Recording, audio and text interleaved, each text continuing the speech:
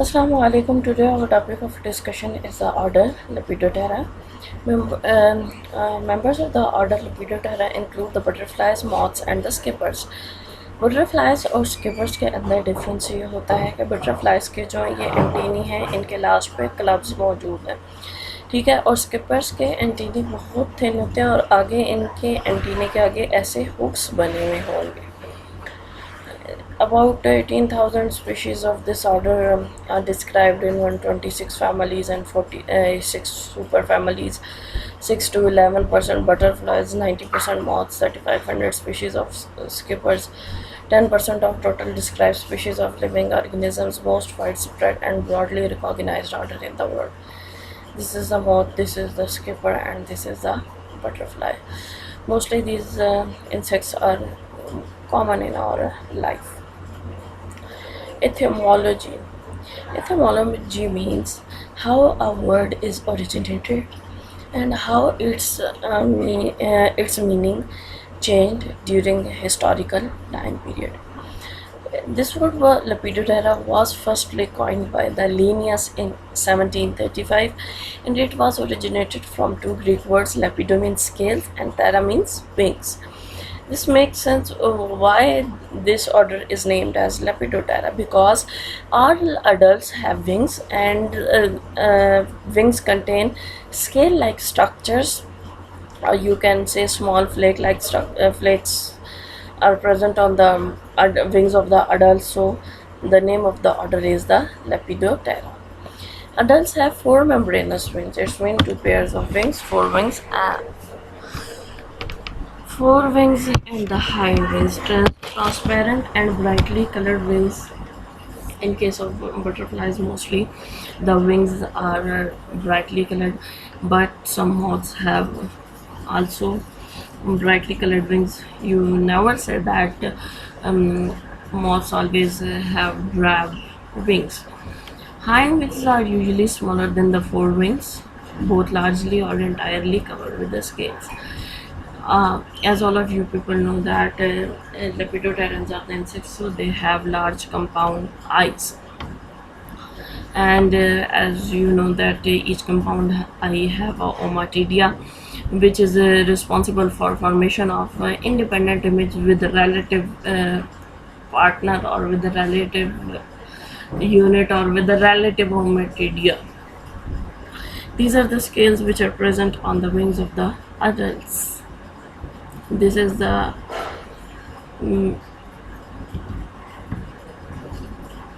member of the Lepidoptera. Here you can see that this is the forewing, pair of forewing, this is the pair of hind, and these are the club-shaped antennae. The scales are modified, hairy, and give butterflies and moths variety of colors and the patterns. Holometabolous insects. Holometabolous insects means that they have complete metamorphosis. इनकी metamorphosis बिल्कुल complete होते हैं. इनका larvae adult से बिल्कुल different होता है. The proboscis is usually in the form of coil tube. ये तो आप देखते हैं कि जब भी इनको butterflies को देखेंगे तो इनका जो प्रोबोसिस है वो आगे से आपको क्वाइल शेप मिलेगा. One ocelli, simple ocelli with the simple lens present above each eye. देखिए वैसे तो इनके अंदर कंपाउंड आई है, लेकिन इनकी जो हर आई है उसके ऊपर आपको एक सिंपल आई ऑसिलाई मिलेगी. Antennae present. Butterfly generally have clavate antennae. Clavate antennae कहते हैं जो टिप की तरफ चौड़े होते जाए, एंड समटाइम क्लब, और आखिर में क्लब मौजूद होता है. ये देखेंगे एंटीनी है और ये सिंपल आई है, ये कंपाउंड आई है. Life cycle of the lepidoptera, moths and butterfly undergo complete life cycle.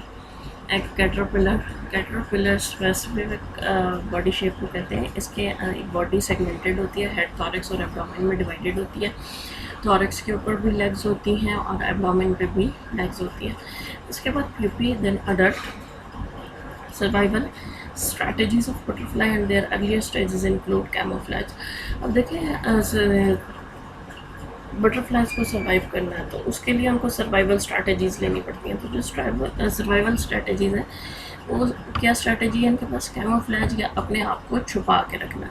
ये देखें, this is the egg of the butterfly, then it is hatched into the caterpillar. ये देखें, इसकी बॉडी जो है ये एक सुंडी की तरह से और सेगमेंट्स के अंदर डिवाइडेड है।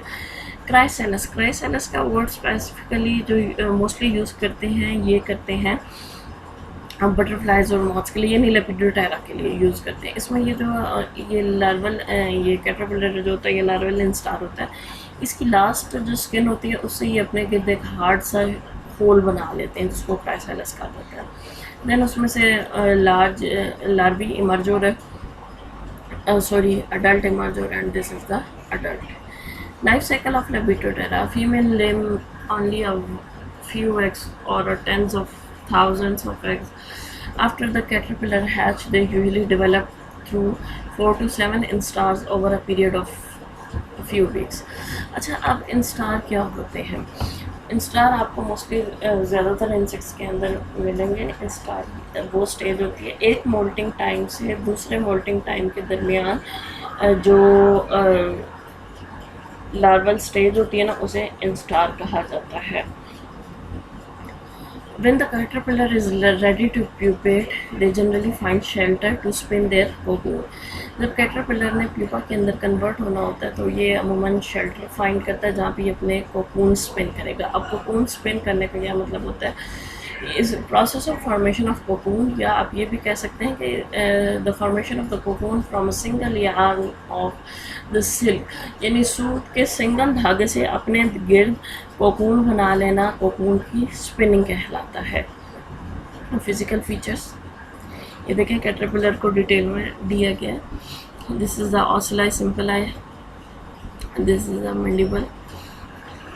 ये देखें, थोरेसिक लेग्स हैं, ये थॉरेक्स है, ये सीटी, स्पाइरिकल्स, एब्डोमिनल प्रोलॉग्स, एनल प्रोलेग्स हैं, सॉरी, और एनल प्रोलेग्स। एंड ये जो प्रोलेग्स का वर्ड यूज़ होता है, ये थिक फ्लैशी लिम्स मौजूद होते हैं एब्डोमिनल या एब्डोमिनल सेगमेंट्स के ऊपर, तो इन्हें ना प्रोलेग्स कहा जाता है।